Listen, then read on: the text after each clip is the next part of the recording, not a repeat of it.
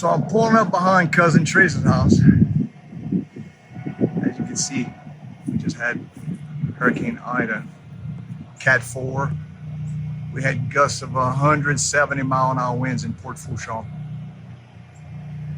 And I'm here to check on Cousin's house.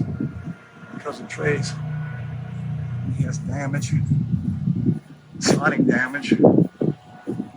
He has a brand new metal roof from Metal Roofing Consortium, and there's not a shingle missing.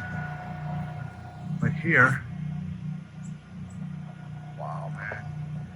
I've seen just about every house down here and their roof is gone.